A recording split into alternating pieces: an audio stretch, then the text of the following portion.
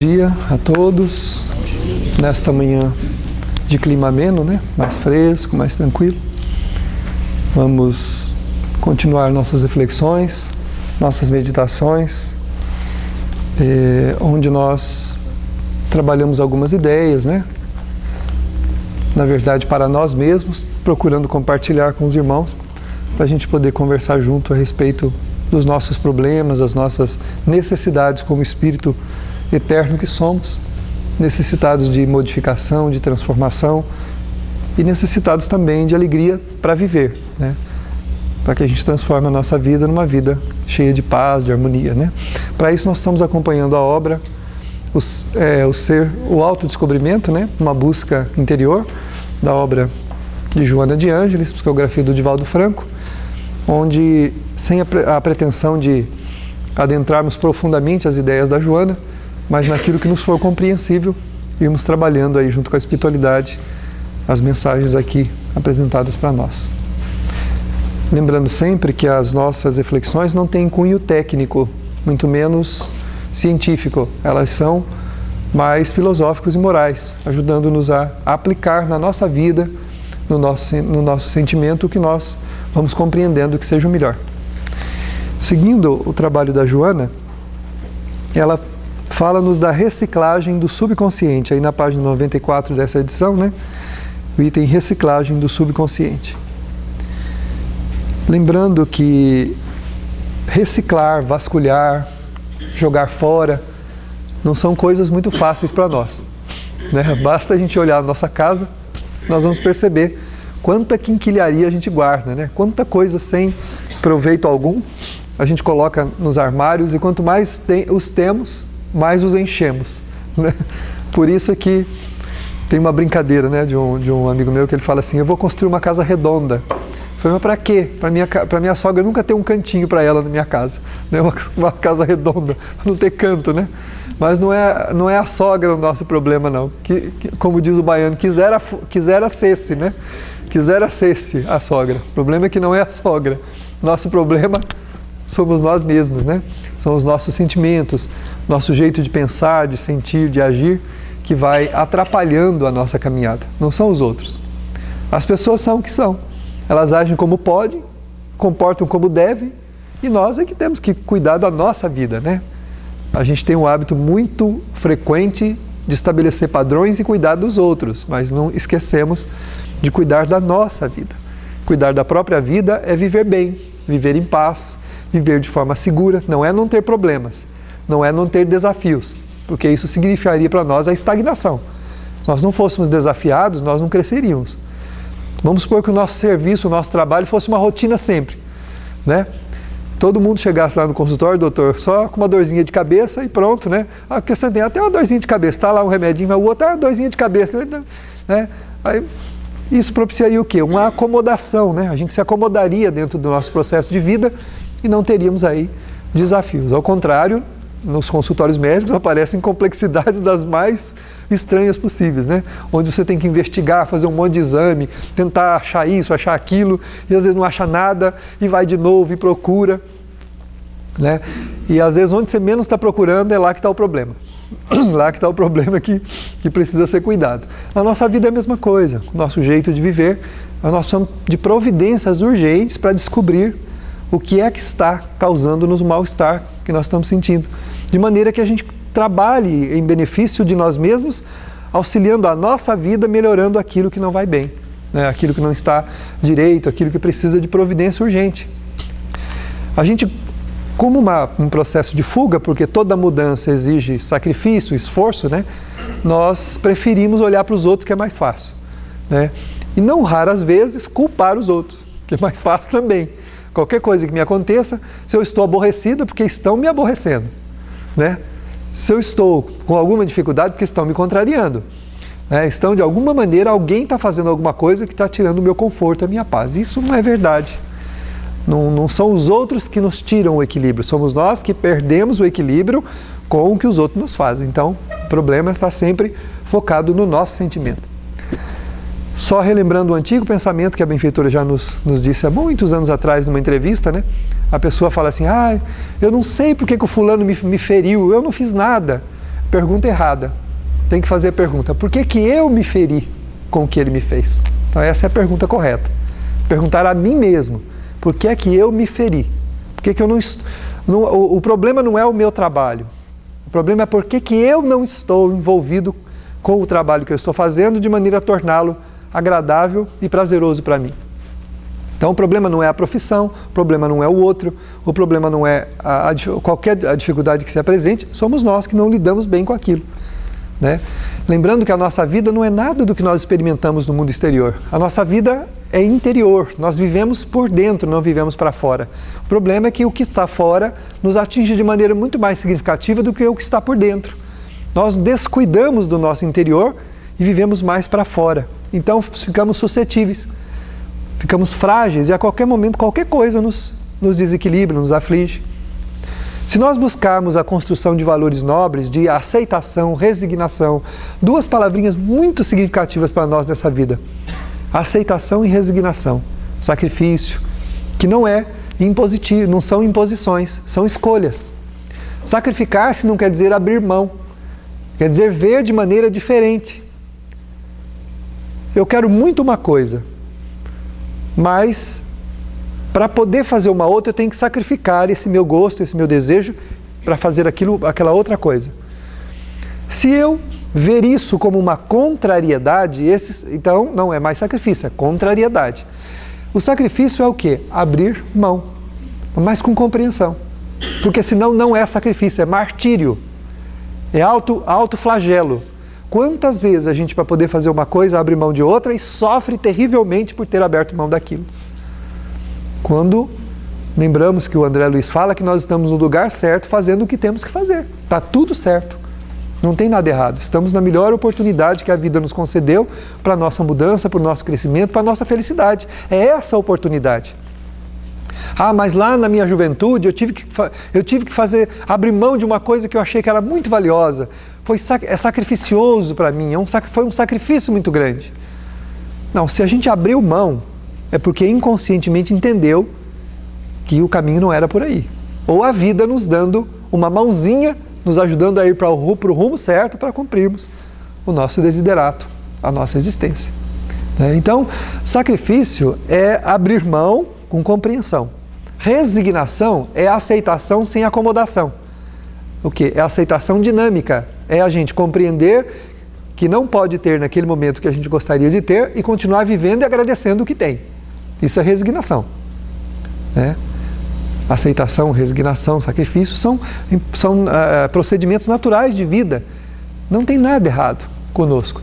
O caminho está por onde ele deveria ser, né?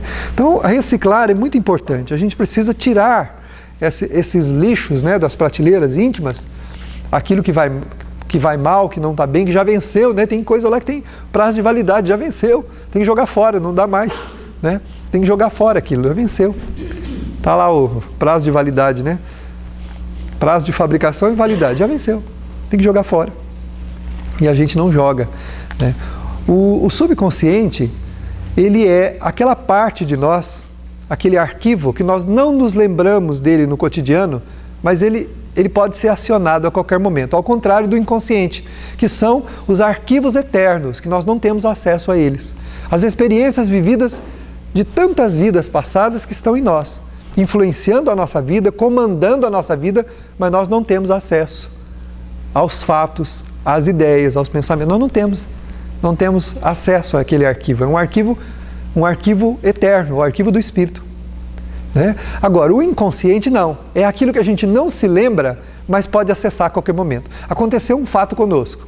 Faz 10 anos, a gente não se lembra mais. Quando aparece a pessoa na nossa frente relacionada com aquele fato, a gente se lembra do fato como se ele tivesse acontecido agora. Isso é subconsciente. Isso é o subconsciente. São coisas que a gente de vez em quando utiliza, que estão lá dentro, que a gente não se lembra cotidianamente, mas que precisa tomar-se cuidado com ele. Por quê? O fato de eu ter deixado para lá não quer dizer que aquilo não está influenciando a minha vida.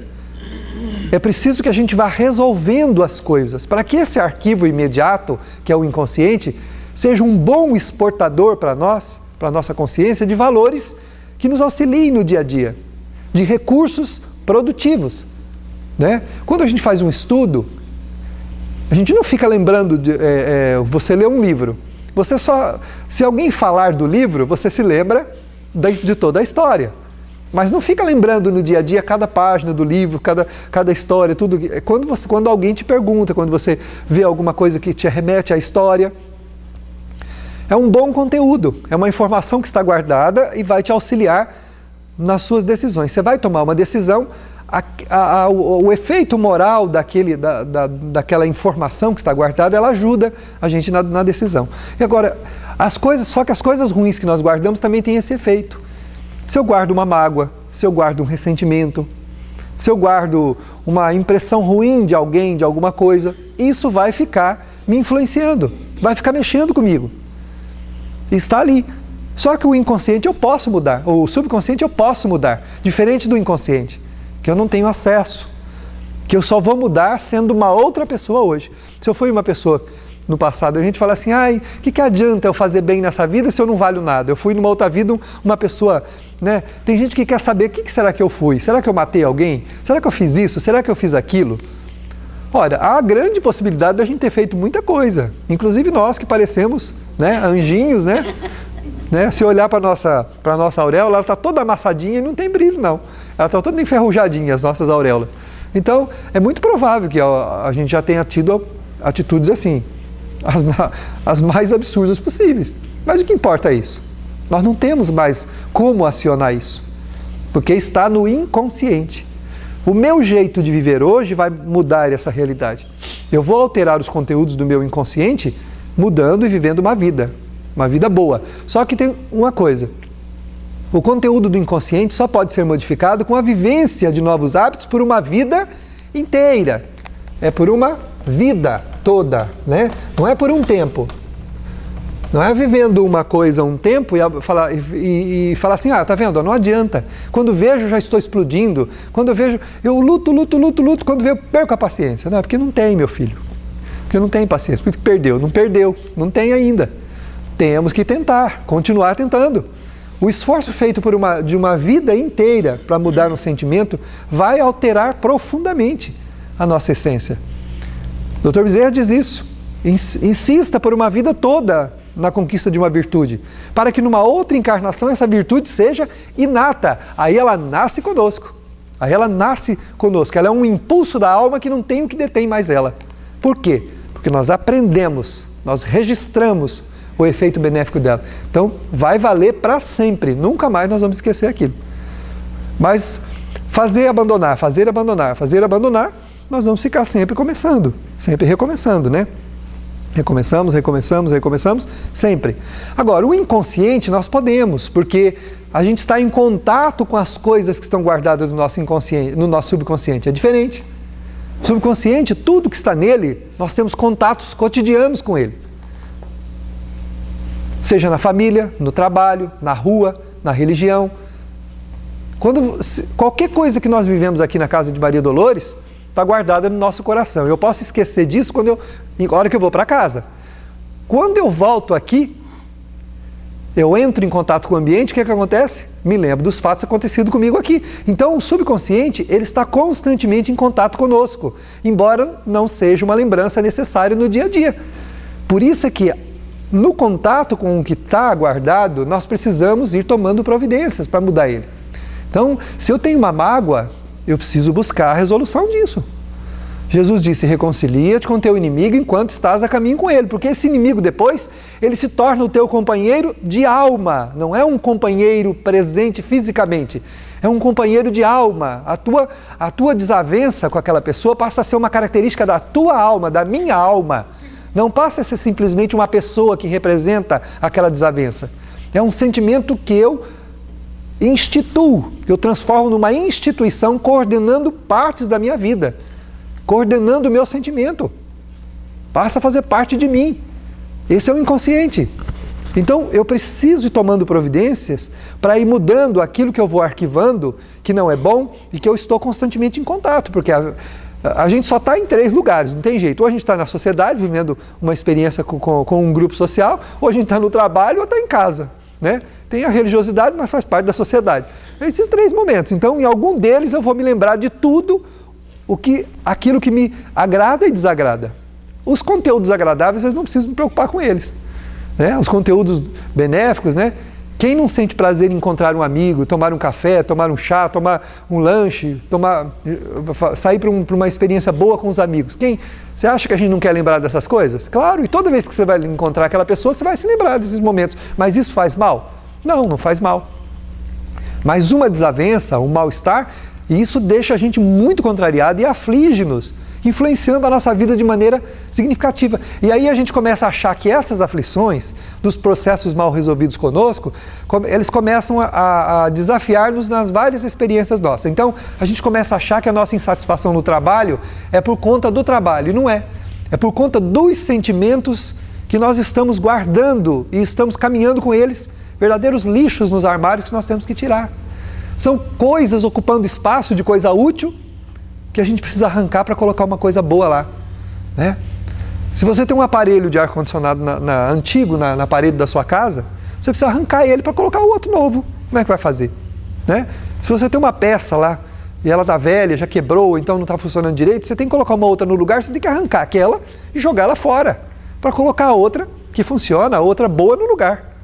Então, o subconsciente, ele é constantemente resgatado por nós, porque nós estamos em contato constante com ele, embora não nos lembremos cotidianamente dele. São fatos que vão ficando em nós e que nós não precisamos ficar lembrando deles, mas eles estão ali. Esses a gente pode tomar providências, para que ele não se transforme em um conteúdo inconsciente depois. Porque se eu, durante uma vida inteira, toda vez que eu encontro a Margarida não, cadê a Margarida? De novo, né, Margarida? A Margarida é minha cobaia. Nós fazemos experiências com a Margarida. Então eu falei assim, gente, toda vez que eu encontro a Margarida, eu fico, ai, Margarida acabou com a minha vida. Olha o que a Margarida me fez. E falo com pesar daquele choro, né? Aí não vejo a Margarida e esqueço. Né? E vou embora. Daí 2, 3 meses, encontro a Margarida de novo.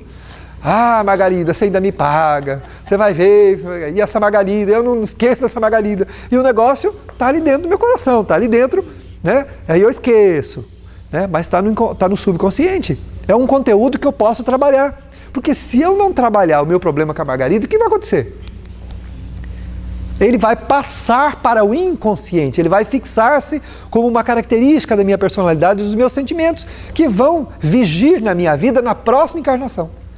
Já funciona, já começa a me influenciar. Toda mágoa é um corrosivo, é um exportador de malefícios para a alma, toda mágoa.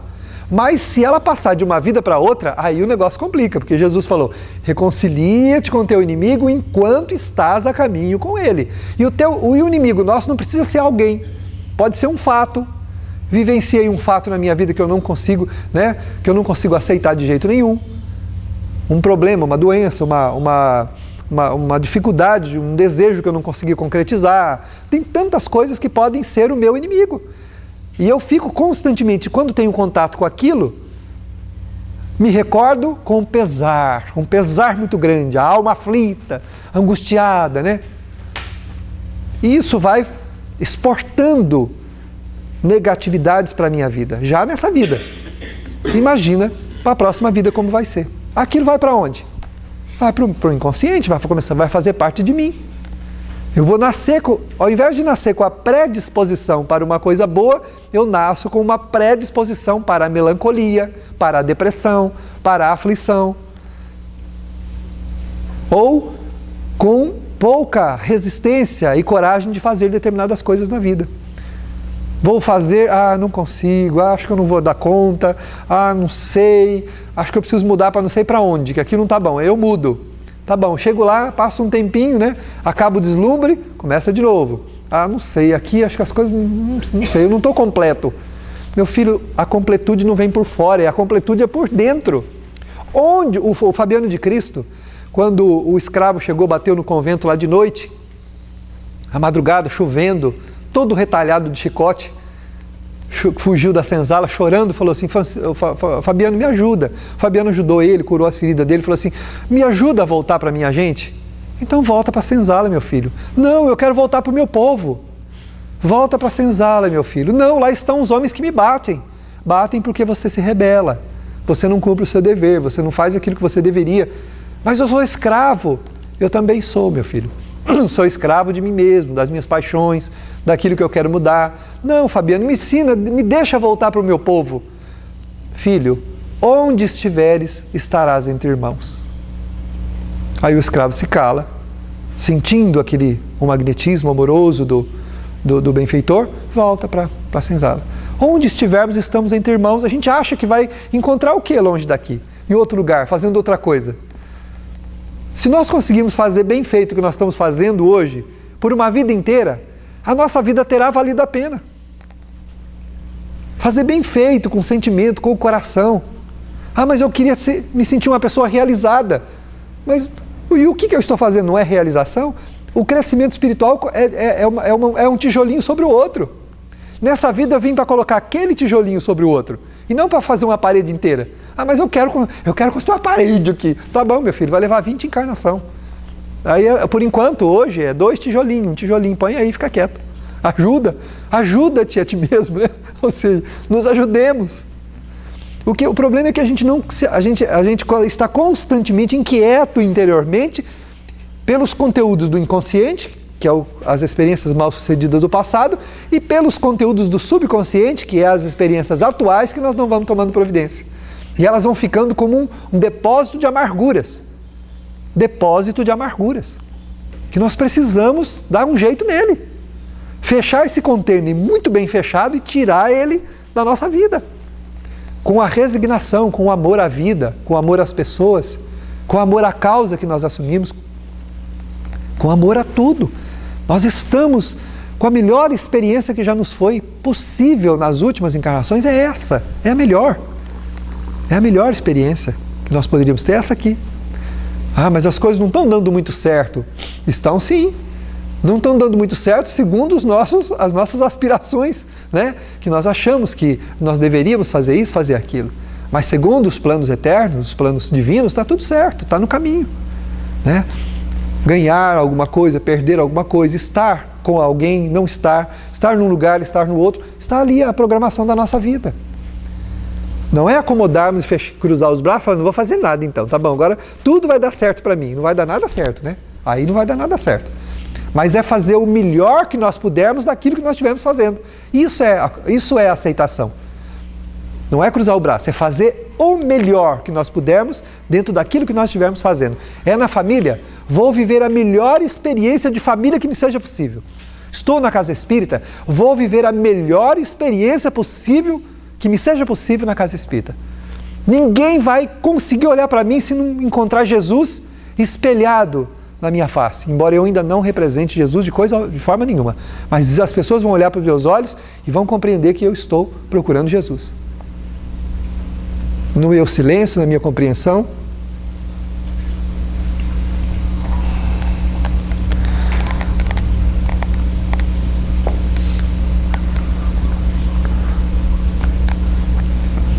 No sacrifício, na dedicação. Aí as pessoas vão ler, vão fazer uma leitura de Jesus nos nossos olhos, embora ele ainda esteja um pouco distante do nosso coração. O problema é que nós queremos viver uma experiência egoísta, voltada para os nossos desejos, para aquilo que a gente quer, e não para aquilo que Jesus quer. Ele falou, aprendei de mim. É com ele que nós temos que aprender. Fazer como ele nos ensinou, não fazer do nosso jeito, né? É como ele nos ensinou. E essa é uma oportunidade que todos nós temos. Mas é assim também no trabalho, na família, onde nós estivermos. Aprender com ele. Se me chamais mestre e senhor, por que não seguis os meus mandamentos? Então nós temos que segui-lo, né? Onde nós estivermos. Nós estamos na melhor vida que nos foi possível. Então está tudo certo. As dores, as lágrimas, o sofrimento, por enquanto, faz parte do nosso quinhão de reajuste, do apertar, do ajuste aí, do apertar de parafuso, das porcas do parafuso. Nós estamos recebendo os ajustes da vida. Mas eles não são para nos destruir. São para nos instruir, não para nos destruir, para nos instruir neste caminho. Nós precisamos de instrução. Nós somos criaturas ainda completamente destituídas de pleno conhecimento da vida. Precisamos de instrução e a vida nos dá essa instrução, ajudando a gente a refletir. Então nós precisamos mentalizar e pensar nessa reciclagem do subconsciente. Então ele fala aqui que a tendência de guardar coisa é inata, como nós comentamos falando, né? Armazenamos de tudo, né? Desde objeto, medicamento, coisas que nunca vamos usar, papéis, jornais, revistas, tudo fica lá. Em determinada oportunidade, quando os móveis estão abarrotados, nós, então, sentimos a necessidade de o quê? De fazer uma limpeza e eliminar o que é inútil. Então é preciso que esse gesto representa uma forma de liberação do desapego do que a gente acumulou desnecessariamente. Então nós temos que fazer isso também. Que sentimentos que eu estou guardando que não servem para nada? Eu já ouvi aqui em entrevista pessoas dizerem assim que como é que ele faria agora para recuperar os 20, 30 anos perdidos que ele ficou distante de uma pessoa por conta de um sentimento bobo. E que a reconciliação aconteceu de forma tão inusitada e tão singela que a pessoa se envergonha hoje de ter ficado tantos anos magoada e distante da outra pessoa por conta de um sentimento. O que eu faço agora? Aproveito daqui para frente. Agora o tempo perdido não tem como recuperar. Não dá para a gente voltar, o Emmanuel fala que a vida não oferece cópias para revisão. Não dá para a gente virar as páginas, apagar lá, né? Escrever tudo. Né? E nem é o propósito esse. Nós tomamos consciência agora? Ótimo! É da agora para frente. E pode ser que a lição que eu aprenda da agora até o final da minha vida, dessa existência, seja muito mais significativa do que tudo que eu aprendi até agora. Se eu aproveitar bem essa oportunidade. Se eu aproveitar a oportunidade daqui para frente, para fazer de cada minuto da minha vida agora uma vida diferente daquela que eu tinha. Cada passo que eu der para frente agora, na conquista de um novo comportamento, de um novo sentimento, é muito mais então do que eu já fiz ao longo de muitas vidas. É muito mais. Um passo vai significar milhares de quilômetros em relação ao que eu não fiz já, anteriormente falando. A gente costuma se avaliar muito por baixo. A gente se olha e fala assim, não sei, eu já até conquistei aí uma paciênciazinha, mas não sei, não estou do jeito que eu queria ainda. Meu filho, mas nós já estamos muito melhor do que nós já éramos, do que nós já fomos, do que éramos, né, do que fomos. Um passo é significativo, então tomamos consciência de uma coisa, é daqui para frente. Não devemos ficar presos em lembranças, guardando remorso, guardando ressentimento de nós mesmos também, né? Falar, tá vendo? Ó, se eu tivesse reconhecido isso, se eu tivesse aprendido essa lição lá atrás, né? Essa semana mesmo ouvi de uma pessoa dizendo assim, olha, se eu tivesse conhecido o Espiritismo há 15 anos atrás, 3 besteiras que eu fiz eu não teria feito na minha vida. Ué, agora que você tomou consciência, né? Daqui para frente, se você cometer as 3 de novo, elas vão ter realmente um peso significativo. Mas não tendo plena consciência do que você fez, ela tem um peso relativo. E que você pode perfeitamente corrigir. Que você pode perfeitamente mudar. Então, é de onde a gente toma consciência para frente que nós vamos crescer. Deus não pede que a gente volte lá atrás para corrigir o passado. Tem gente que acha que está pagando conta do passado. Não é isso. Nós estamos mudando o sentimento. O passado, ele é um exportador de malefícios quando, no sentido negativo, nos impede de ser feliz. Mas a gente pode mudar esse sentimento. E nesse sentido não estamos corrigindo o passado, porque não dá para apagar, corrigir e apagar. Se eu pudesse ir lá e apagar a página e escrever novamente, eu corrigi. Mas o que eu vou fazer? Escrever uma nova página, com um novo conteúdo, com uma nova versão. Aí aquela anterior fica obsoleta.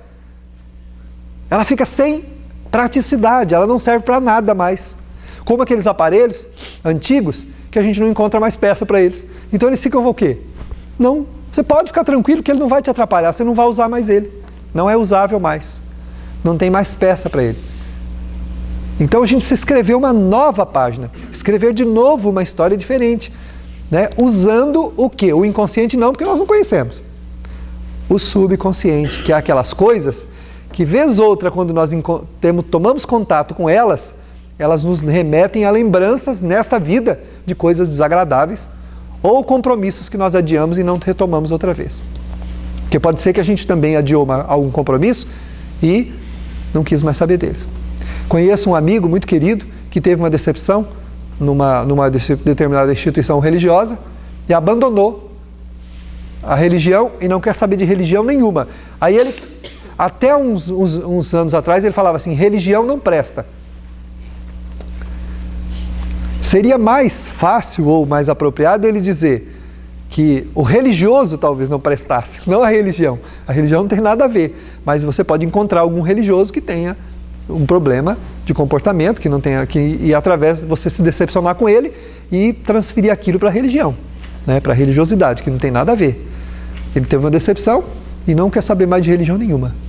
Eu falei em Deus, você acredita? Ele acho que sim. Deus não está muito preocupado com a gente, não. Mas por quê? Porque se tivesse preocupado, não teria deixado acontecer isso comigo, porque eu estava munido das melhores intenções. Né? Aí está lá na revista espírita, numa das revistas espíritas, que eu não lembro o ano agora, um espírito dizendo a Kardec, se você soubesse o que está por trás das melhores intenções das pessoas, você ficaria horrorizado. Então ele diz assim, eu estava com as melhores intenções, tanto não estava, que não conseguiu ficar, transferiu o conceito, né, para a religiosidade, para a religião, aquilo que na verdade é um problema dele com o irmão. O Espírito escreve na revista Espírita de Kardec, eu não lembro o ano dela, eu tenho anotado em casa, ele fala assim, se você soubesse o que está por trás das melhores intenções das pessoas, você ficaria horrorizado. Então, eu estava com boa intenção. O cara que vai assaltar um banco está com boa intenção também, não está? O cara que vai assaltar, né, que invade uma casa de alguém e mata para roubar e sair rico de lá, também está com boa intenção. Para ele, é claro. Né? Com boa intenção. Né? As intenções dele são muito boas, é claro, para ele mesmo. Né? Então, vou me encher de dinheiro, né? O outro que está preparando uma falcatrua lá, né? Vai passar uns 3, 4 para trás, vai sair com uma bolada na mão e sumir, está com boa intenção. Para ele, óbvio. Está colocando em prática as suas melhores intenções, né? As suas melhores intenções, segundo o conceito dele. Então, a gente precisa trabalhar esse subconsciente, que é os fatos que vão nos acontecendo, prestando... A Joana fala assim, não é difícil a gente corrigir o subconsciente. É prestar atenção nos passos da nossa vida, não deixar as coisas passar desapercebidas. Ela diz assim, analisar, no contato com as pessoas, que sentimentos a gente manifesta enquanto se relaciona? São sentimentos agradáveis, tranquilos, neutros, ou são sentimentos de pesares? Né? A esposa fala para o marido, vamos lá na casa do fulano? Vamos, né? Fazer o quê?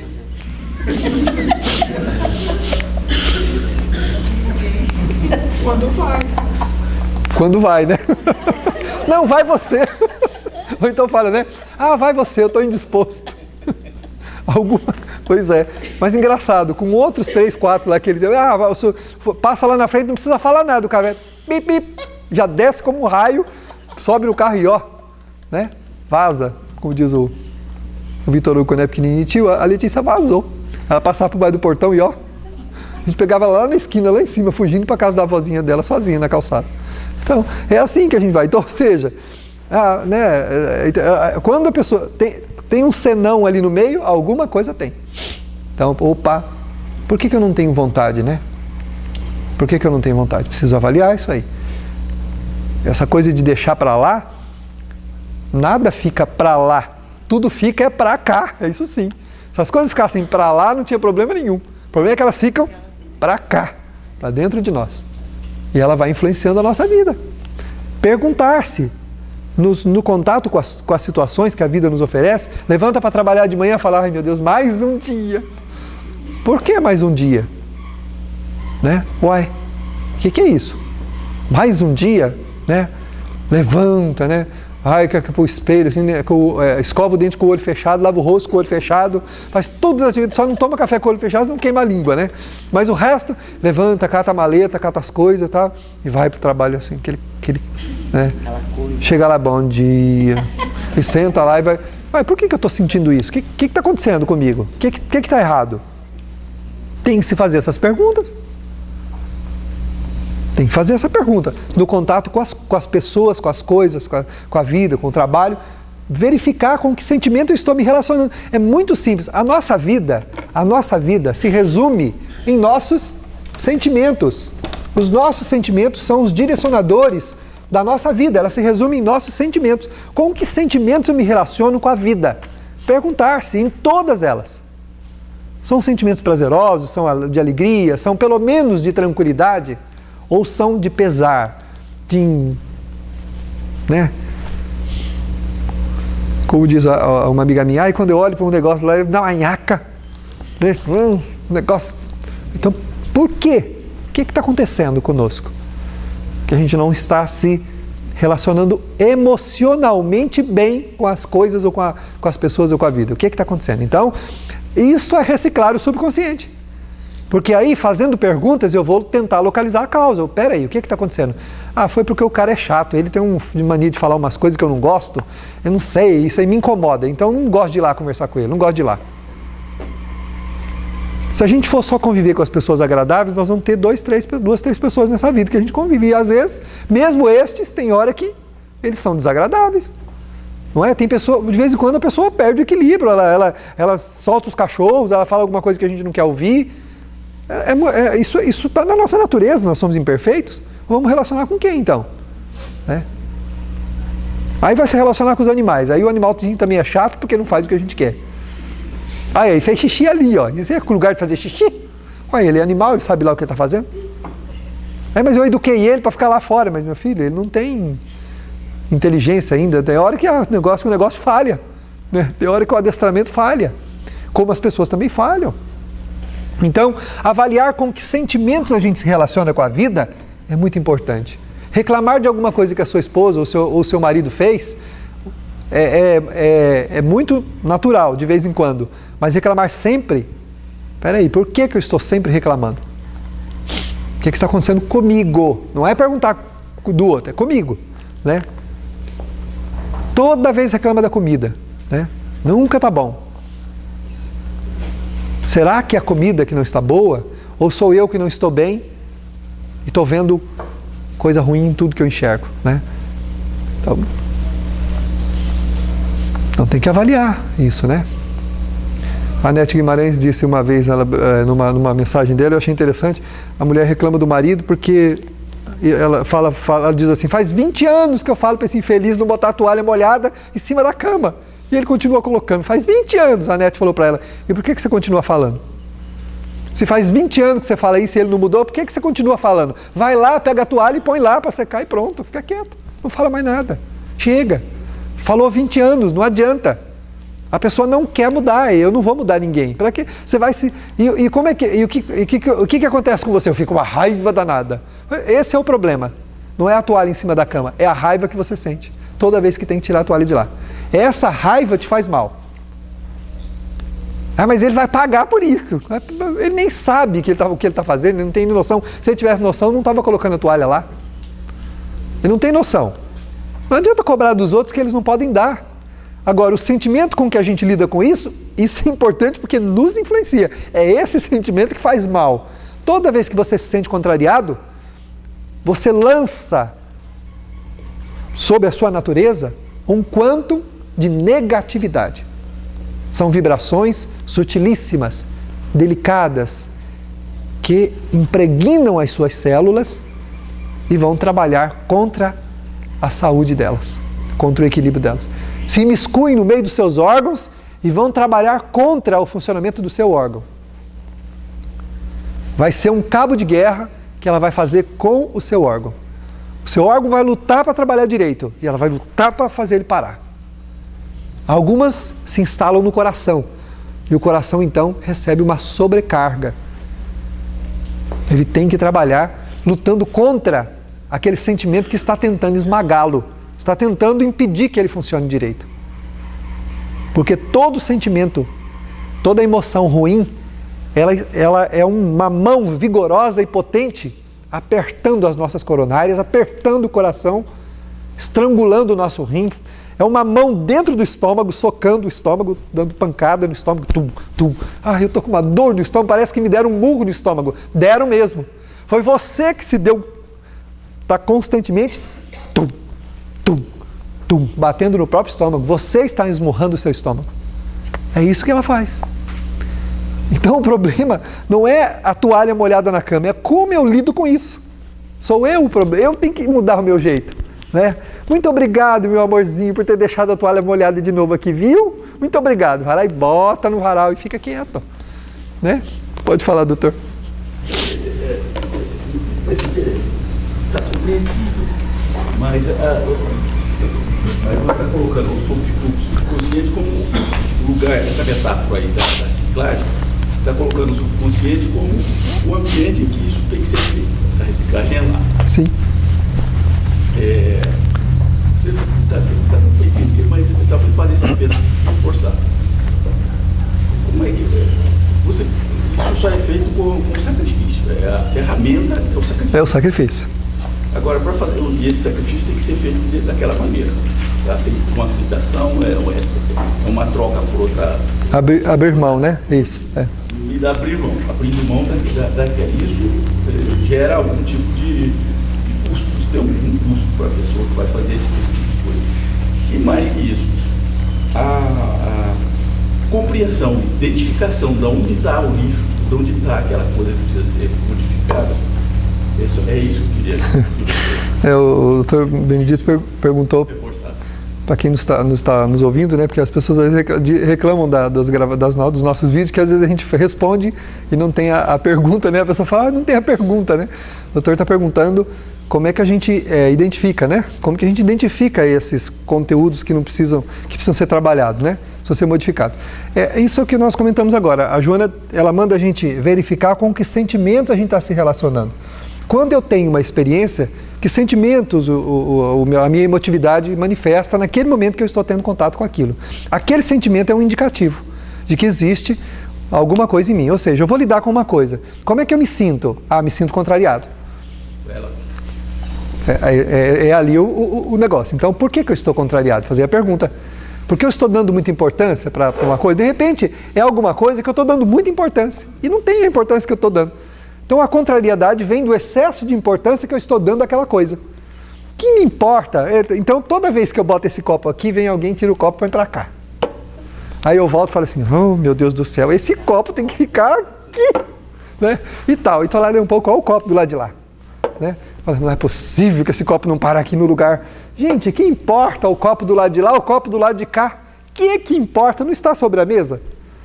Então, não é uma contrariedade estúpida, não é uma falta de falar, oh meu Deus do céu, eu tenho que parar com essa implicância, que importa lá, o copo lá, cá, eu fiz isso, para eu conviver bem no meu trabalho, eu passei a fazer isso dentro do meu trabalho, porque eu era uma pessoa, muitas coisas do que eu fazia, eu vivia contrariado, porque eu não conseguia. Tem um negócio lá, eles me perdoem se eles assistirem o vídeo, mas eles sabem que a minha luta é nesse sentido, que eles não têm total culpa, mas a fiscalização do meu departamento é um negócio que eu não consigo. Faz 38 anos que eu trabalho ali e faz pelo menos uns 25 que está sob a minha orientação, a parte de fiscalização. Eu não consigo colocar aquilo em ordem. Eu não consigo. Eu já lutei de todas as maneiras possíveis, já fiz tudo, já tive indigestão com isso. Hoje, o que eu faço? Eu faço com o que é possível. Eu parei de me contrariar com aquilo. Então eu falo, gente, o que eu vou fazer? Eu não posso mudar um sistema, porque na verdade não depende só deles. O negócio vem de cima para baixo, as coisas não funcionam como a gente queria. Né? Quando você tem um interesse, o fiscal é inimigo do teu interesse. Então, os que deveriam tomar providência para mudar a situação não querem, porque se eles fiscalizarem direitinho, vai contrariar interesses de algumas pessoas. E essas pessoas não estão interessadas em que isso mude. Então ficam dando soluções meia boca, né? Aquelas soluções que, na verdade, não são soluções. E eu me contrariava muito com isso, porque sou eu que faço a análise dos projetos. Eu queria que as coisas caminhassem como devia. Mas o que eu posso fazer? Então, o que eu fiz? Eu me resignei. Eu falei assim, tá bom. Então é para cá que tem que ir a maré? Eu vou para cá. Acabou. Não reclamo mais. Pronto. Parei de me sentir contrariado. E me fiz a pergunta a mim, o que me importa? Se não depende de mim, para onde vai essa maré? Não depende de mim. Não são coisas que eu possa mudar. Eu já tentei, fiz o que eu pude. Não é possível mudar. Então, não adianta eu ficar contrariado com isso. Né? Pronto. Então, a gente precisa ir identificando o móvel das nossas contrariedades e verificando se realmente existe importância naquilo que a gente está enxergando. Vamos supor que exista mesmo. Então, fazer uma pergunta. E o que eu posso fazer? A segunda pergunta. De repente não tem importância, como o copo, né? Que importância tem o copo ficar aqui ou aqui? Não tem importância nenhuma, então eu vou parar de implicar com isso. Pronto, já resolvi uma situação. Agora, tem importância sim. Então, peraí, então se tem importância, o que compete a mim fazer para que as coisas fiquem direito? Então eu vou trabalhar para isso. Se depois de trabalhado para isso ainda alguma coisa não der certo, eu vou perguntar assim, depende então tudo de mim para que isso dê certo? Não, não depende tudo de mim. Então, a parte que não depende de mim, eu não vou mais me estressar com isso. Eu vou ter que deixar para os outros, né? Aqui mesmo na casa, eu acho uma coisa interessante, tem gente que cobra da gente providência de alguma coisa. Eu já vi gente chegar, mas vocês deveriam ter tomado providência, ter feito isso, naquilo. Aí eu sempre comento com o grupo, é porque você está enxergando a solução pela ótica da janela da sua atividade. Você está abrindo a janela da sua atividade e está vendo uma solução que no contexto geral não é prudente fazer isso. E o Marco mesmo já nos alertou várias vezes sobre alguma coisa disso, né? Com cuidado com que um fala, o outro fala, porque olhando o todo, aquilo não tem a relevância que aquela pessoa está enxergando. Então o que eu tenho que fazer? Olhar por cima, verificar, falar, opa, não preciso me contrariar com isso. As coisas, elas vão se resolver sozinhas ali na frente. Porque o todo está caminhando bem, né? O todo. Se eu tenho uma batata podre no saco de batata, eu vou jogar o saco de batata inteiro fora, porque tem uma batata podre lá. Não, eu vou fazer o quê? Eu vou dando um jeito de tirar ela de lá, de isolar ela, botar essa batata no outro lugar, eu salvo o saco de batata inteiro, né? Salvo o saco todo de batata. Não preciso jogar o saco de batata todo fora, porque tem uma batata podre. Aqui nada presta. Jogo no lixo, né? Por que a gente faz a escolha, né? Hoje não usa mais, mas antigamente, hoje já é pré-escolhido. O feijão, né? As pessoas mais antigas escolhiam feijão. Eu lembro da minha avózinha sentada à mesa, né? Lá no sítio, escolhendo feijão. Tira um para cá, outro para lá, um para cá, outro para lá, um para cá, outro para lá. E tirando, escolhia, tirava e depois o arroz também. Porque o arroz era processado lá na própria fazenda, né? Tudo veio ali, beneficiado de maneira rústica, né? Então você tinha que escolher o arroz. Às vezes tinha até pedrinha. Pode quebrar o dente, né? Então tinha pedrinha, a vovó separava os arrozinhos para lá, outro para cá, outro para lá, outro para cá, para lá, pronto, né? Vai jogar o saco de arroz todo fora porque tem algumas pedrinhas lá no meio, porque tem alguns arrozinhos, como é que chama? Marinheiro, né? Eu vou jogar o saco de arroz todo fora? Não. Vou tirar aquele de lá e vou aproveitar. Então, essas providências a gente precisa ir tomando para ir sanando as contrariedades, que a maioria dos dissabores nossos em relação à vida são contrariedades.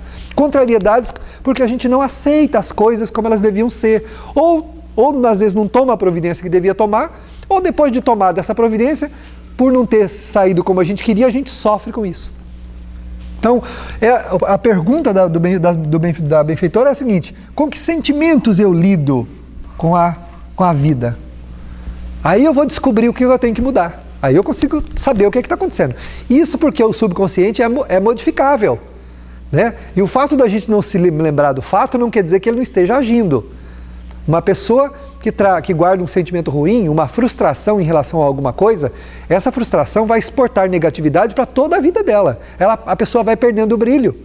Os olhos vão ficando embaçados. A gente fala assim, o bebezinho tem o olho brilhante, a pessoa idosa tem o olho embaçado. Não, o que embaça o olho é a falta de vida. Eu já vi gente idosa com o olhinho brilhante, que brilha o olhinho, entendeu? Apesar do brilho natural do olho desaparecer, a pessoa tem brilho no olhar, no jeito de enxergar. O Chico tinha um brilho nos olhos fantástico. De onde vinha esse brilho?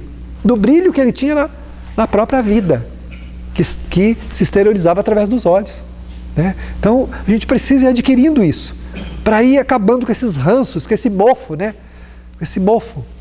Tem uma pessoa que ela se apresentou há um tempo atrás aqui conosco, que veio com umas receitas de um alergista, e com um monte de remédio que não estavam fazendo efeitos. E eu disse, mas por que a senhora está aqui? Eu queria fazer a fluidoterapia, porque eu sinto um cheiro, um cheiro de coisa podre, sabe, de coisas mofas, não sei, está dentro do meu nariz. E os otorrinos já vasculharam minha cabeça, não tenho sinusite, já tiraram tudo, não tenho nada, eles não acham nada. O alergista lá me deu uns remedinhos, só me dá efeito colateral e esse cheiro continua. Surpreendentemente, o benfeitor que estava nos ajudando na entrevista falou assim, esse cheiro não é material, esse cheiro é moral. essa pessoa ela tem uma culpa em relação a um fato que aconteceu com ela alguns anos atrás, e essa culpa fez com que o fato apodrecesse dentro dela e está exportando para a sua sensibilidade esse mau cheiro, porque ela viu o fato como uma coisa nojenta, como uma coisa... Se você perguntar a ela sobre o fato, ela vai dizer assim: o que aconteceu comigo foi uma coisa podre, nojenta, mal cheirosa, eu tenho asco. As palavras são dela, o benfeitor nos disse. E aí, conversando com a pessoa como diz o caipira, pelas beiradas, né? A pessoa começou a chorar e relatou um fato que aconteceu com ela realmente há uns anos atrás, na juventude, e que ela viu como uma coisa nojenta. Realmente influenciou sensivelmente a vida dela em relação àquela postura até aquele momento. E ela fala assim, aí quando ela relatou esse fato, nós conversamos com ela e eu disse: o cheiro que você sente vem daí, daquilo que você considerou como uma coisa podre. Descarta isso. E como que eu vou fazer isso? A pessoa já morreu. Falei: morreu, mas continua viva na sua lembrança e no seu sentimento. E aí a gente foi conversando, e ela foi fazendo uma fluidoterapia, livrou-se dos remédios e o cheiro desapareceu. Não sente mais o cheiro. Como a mulher que eu contei um dia que via um espírito que acompanhava ela constantemente. Na verdade não era espírito, era uma projeção do inconsciente dela, do inconsciente, né? Uma projeção de uma experiência mal sucedida dela de uma vida passada. Mas como nessa vida ela estava em contato com a pessoa de novo, e a pessoa era a mãe, e ela não podia odiar a mãe, porque tem o freio consanguíneo, ela não podia odiar a mãe, embora inconscientemente ela sentisse uma vontade sobre-humana de odiar a mãe. O que ela fez? Projetou a mãe do passado, o espírito, a imagem da mãe, mas com a edição anterior. E estava presa naquela imagem. E ela falava assim: eu tenho uma culpa muito grande, porque eu não consigo amar minha mãe. Eu não amo a minha mãe, e eu tenho que amar minha mãe. Eu disse: ninguém tem coisa nenhuma.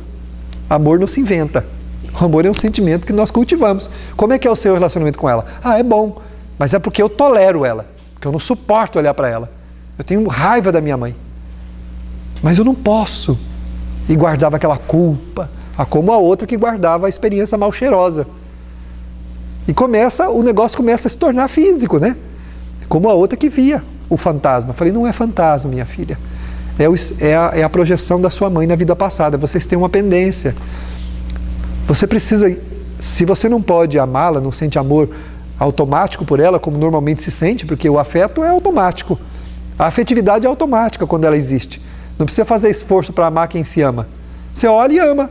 Entendeu? Não tem, agora eu acho que eu vou amar o fulano e ama. Não é assim. É automático. Agora, o que não tem que construir. E às vezes o construir começa pela aceitação, pela compreensão. Só o fato de saber que eu tenho uma diferença anterior já ajuda muito. Bom, eu tenho uma diferença anterior com essa pessoa, então eu preciso compreender, tolerar, ter paciência, lidar com tranquilidade. Saber que os sentimentos que são despertados no contato com ela são sentimentos que vêm agravados do passado. Mas eu posso mudar isso. Eu posso tratar, cuidar. E ela disse que ia passar a fazer isso, né? Porque agora ela estava livre da culpa de não amar a mãe. Porque a dificuldade dela é que ela tinha que amar a mãe de qualquer jeito. E que era um pecado, segundo a religião dela, era um pecado mortal não amar a mãe. Não amar os pais significaria ir para o inferno. Eu falo: no inferno você já está, minha filha. Você não vai para o inferno. Você já está. Isso que você sente é o inferno. Não existe inferno do outro lado com o diabo que vai espetar você, colocar num caldeirão, te cozinhar. Isso aí não tem. Você já está no inferno, né? Você já está experimentando um estado de alma que é o inferno. É isso aí que é o inferno. É isso aí. Se você passar para o outro lado, isso aí vai continuar. É isso aí. Não muda nada. Isso aí é o inferno. Livra-se desse inferno. Lembre-se que você é falível e que tenha compreensão consigo mesma e faça um projeto de boa convivência com a sua mãe. Nesta vida vocês vão ter uma boa convivência. Na próxima encarnação o amor nasce. Já tem o ponto de partida. Não agravou a situação, né? Porque esse desprezo que você sente por ela está agravando a sua situação. Então vença isso. Se você vencer isso, você já está num caminho bom. Vença o desprezo, essa sensação de querer, de se pudesse, né, faria mal para ela. Porque essa antipatia não é nova, é antiga. Então comece a dar solução para ela. Vença essa antipatia. Né? E às vezes não precisa nem ver como a mãe, como o pai, como o irmão. Olhe como ser humano, alguém com quem você deveria conviver e fazer o bem que você pode, sem se sentir afetado pelo outro. Né? E aos poucos, essa providência vai amenizando esse choque, né? Esse choque que é uma experiência negativa, cujas consequências estão lá no passado. E vai ajudando a gente a enxergar melhor as coisas. O amor não é automático. O amor é uma construção. Por que algumas pessoas a gente olha e sente carinho, afetividade? Porque já conquistou. Isso já vem de longe. Né? Essa afetividade já vem de longe. Como a contrariedade gratuita, né? Eu olho e me sinto profundamente mal, contrariado na presença da pessoa, também é uma experiência antiga. Se não vem de um fato presente, é claro. Como eu falei agora, alguém te prejudica e você guarda no inconsciente um malefício. É diferente. Essa é uma outra situação. Né? Então a Joana propõe que a gente vá pensando, né, e vá analisando os sentimentos. Essa é a primeira lição que nós vamos aprender com esse texto, para a gente reciclar o subconsciente. Verificar com que sentimentos nós nos relacionamos com a vida em todos os seus aspectos. Asseverou Jesus que Ele teria vindo para nós para que nós tivéssemos vida plena. Não para que nós tivéssemos uma vida cerceada da alegria ou da esperança.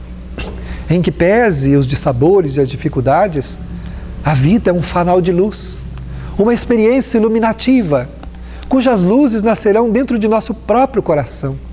Quando remexermos as negatividades, quando limparmos as sujidades, e ali então a alegria de viver se instalará em nós, a despeito de qualquer experiência que estejamos passando. E Ele nos asseverou que é a luz que nos dirigirá ao Pai. Através de Jesus podemos enxergar a Deus com toda a sua magnitude, com todo o seu amor, com toda a sua bondade. E esse amor, ele se instala em nossa vida, sendo a força que movimenta as nossas reservas morais, ajudando-nos a sermos cada dia melhores. Mas é preciso propor-se amar, se quisermos nos transformar. A inércia, a estagnação, o desejo de não fazer coisa alguma, apenas contribuirão para aumentar as ferrugens nas engrenagens do espírito, cujas expressões emocionais serão cada vez mais emperradas, tristes e dolorosas. A movimentação da vida será então pesarosa, complexa. Mas se aceitamos a proposta do amor para nos modificarmos e não termos vergonhas de abrirmos as portas dos compartimentos íntimos, com medo de que as pessoas enxerguem ali as sujidades que temos, se aceitarmos assim, com humildade, a nossa própria exposição à fraternidade, com certeza seremos melhores. E a luz que passará a entrar em nossa alma irá destituindo a treva lentamente, até tomar forma e completar-se, iluminando-nos plenamente. Essa é a proposta do amor. O nosso psiquismo é um depósito de tudo quanto experienciamos nesta vida. E nele precisamos fazer luz, para que não sejamos criaturas multifaceladas, multidivididas, e muitos sentimentos contraditórios. É importante que tenhamos ciência de quem somos pelas expressões psíquicas que apresentamos. Quando estamos na presença dos nossos irmãos, nossa mente fervilha, os sentimentos se multiplicam e as visões e as imagens transcendem muitas vezes a nossa capacidade de suportar. Mas é importante que façamos a autoobservação sem culpa e comecemos a permitir que a luz entre em nossa alma para reciclar os conteúdos subconscientes, modificando a nossa mente e abrindo-nos os olhos para a paz. Que o bom pastor, o meigo Rabboni, o príncipe da paz, possa guiar as nossas vidas, agora e sempre. Graças a Deus.